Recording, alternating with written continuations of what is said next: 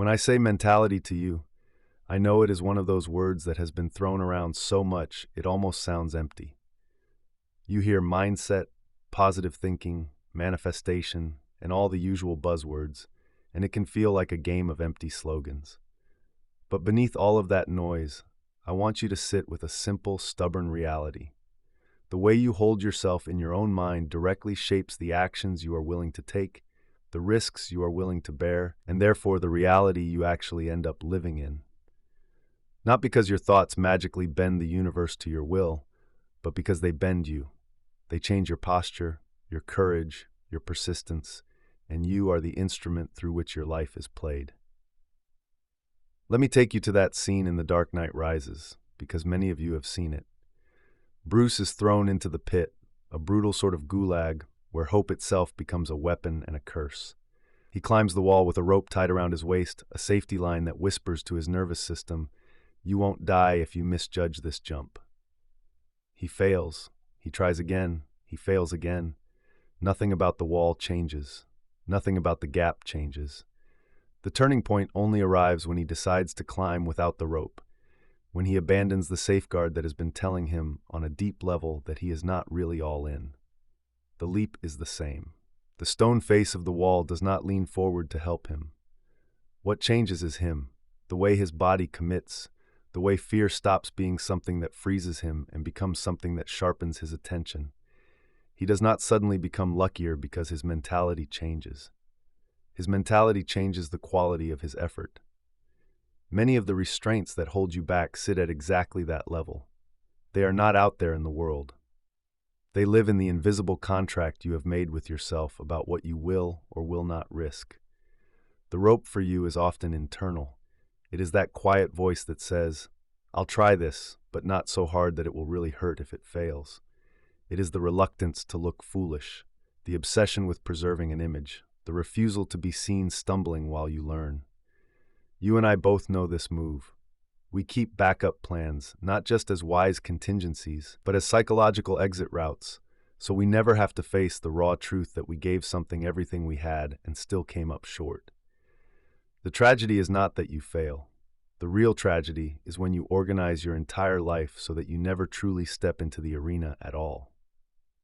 A long time ago, I wrote a line that still rings true for me, and I want you to hear it as if I am saying it to you now. Don't ever let anyone tell you what you can or cannot do.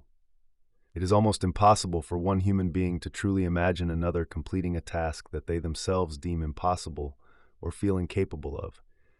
Their "you can't" is often nothing more than a mirror of their own limits. And beyond that, it is far more satisfying, deeply and quietly, to know that you tried and failed than to sit with the ache of never having attempted at all. Failure has movement in it. It tells you something about the terrain. Regret is stagnant. It does not move you. It just deepens. When I talk about mentality shaping reality, I'm not asking you to believe in something mystical. I'm asking you to notice behavior. If you genuinely believe that you can change your circumstances, you will tolerate the discomfort that real change demands. You will send that extra email, make that awkward phone call, apply for the role you feel a little underqualified for, sit with the textbook even when your brain wants to scroll, lace up your shoes and go back to the gym after a week that knocked you off rhythm. None of this is glamorous. These are small, almost invisible acts of defiance against the story that says, this is just how things are for you. But over months and years, that quiet defiance builds into a completely different life. The opposite is also true. If your inner stance is saturated with the belief that nothing you do really matters, your actions will mirror that belief perfectly. You will start conserving energy not as a strategic choice, but as resignation. You will move half-heartedly so that if it does not work out, you can shrug and say, "Well, I wasn't really trying." In that way, your sense of self stays safe, untouched. The cost is your future. A disempowered mentality is not just sad or heavy. It literally closes doors that would have opened if you had walked toward them with a different posture. Let me be clear. Self-confidence is not about convincing yourself that you are extraordinary or flawless. It is about trusting that you can survive contact with reality. To be self-confident is to say to yourself, If I try this and it doesn't work, I will still be able to adapt, to grieve, to learn, and to try differently. This kind of confidence is far less about ego and far more about resilience. It does not deny difficulty, failure, or pain. It simply refuses to let them be the final word on who you are. That is where esteem becomes something deeper, not a fragile image of yourself as perfect, but a grounded respect for your own capacity to endure the process of becoming. There is also a misunderstanding I want to untangle with you around what it means to throw yourself into your actions. You might picture something reckless, some wild, thoughtless bravery, but that leap from the pit is not a mindless jump, it is a fully conscious decision. Bruce is more afraid without the rope, not less. The fear does not vanish, it transforms, it sharpens his senses. In your own life, being all in does not mean you suddenly no longer have doubts. It means you choose to act while those doubts are still speaking. It is the decision to commit to a craft, a relationship, a calling, without keeping half your heart packed away in a safe box, just in case. When you stop feeding those mental restraints, you start starving the parts of you that benefit from staying small.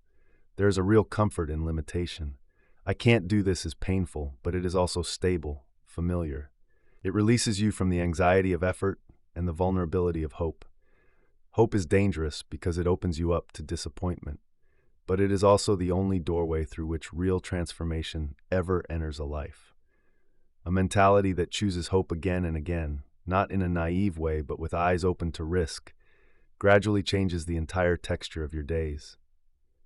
You begin to look for angles, for experiments, for ways to approach old problems from new directions. You stop rehearsing defeat and start rehearsing possibilities.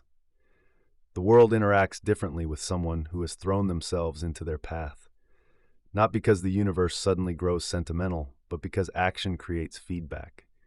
When you move, you generate information. You find out who responds to your messages and who stays silent. You see which skills wake you up and which ones drain you. You learn which doors are truly locked and which only looked locked because you never bothered to turn the handle. That feedback loop refines your understanding of what is real. Your mentality shapes your action shapes your sense of reality. And if you let it, that updated sense of reality reshapes your mentality again. It becomes a living circuit. There's also a social dimension I want you to notice. When you carry yourself as someone quietly committed to their path, you give off a different field. People feel it. Some will misread it as arrogance, some as ease. They might say to you, "You carry yourself so well," not realizing the weight you have carried in silence. This is another illusion mentality creates from the outside. A person who has suffered and chosen growth can look like someone who has had it easy. The calm you project is not the absence of storms, it is what it looks like to have integrated them. The temptation is to explain yourself, to make your pain visible so that people will get it. Sometimes that is needed. But often, the deeper work is to remain anchored in your own knowing. You know what you have walked through. You do not need everyone in the room to validate your story before it becomes real. So let us come back to the rope. Each of you has your own version of it. For some, it is the approval of family or peers, an invisible need that keeps every decision safely within the lines of what will be understood or applauded. For others, it is financial security, a refusal to experiment beyond the familiar, even when the familiar is slowly suffocating them. For others still, it is the comfort of self-pity, the story that repeats, "I am uniquely disadvantaged," until it hardens into a shield against responsibility. None of these ropes is simple to cut. They are woven into your identity. But there comes a moment when you have to ask, honestly and without drama, is this rope saving my life, or is it quietly keeping me at the bottom of the pit? And here is the part that doesn't make for a dramatic movie scene. Choosing to throw away the rope is rarely a single, cinematic moment. It is usually a string of quiet, unremarkable decisions. You press publish on the piece of writing that feels a little too honest. You submit the application, even though a part of you is already rehearsing the rejection. You admit to yourself that you care about something more than you have been willing to show, and you begin to organize your time around that care. You start speaking of your aspirations not as fantasies, but as projects. Each of these acts is a small betrayal of the old mentality that kept you caged. Reality will not always reward you on your preferred schedule. You can do the work, climb as if your life depends on it, and still fall. That is not a failure of the principle. It is simply the way a vast, indifferent world operates. But if you keep your attention on the integrity of your process rather than on the volatility of outcomes, something in you shifts. You move your sense of dignity away from the scoreboard and into the way you show up. You still care about results, but you no longer allow them to be the sole judge of your worth. You begin to measure yourself by whether you are living in alignment with what you know matters, even when that alignment costs you. In that sense, when I say mentality shapes reality, I'm not promising you that you will always get what you want. I am pointing to the reality of who you become, and that is the part you actually carry with you.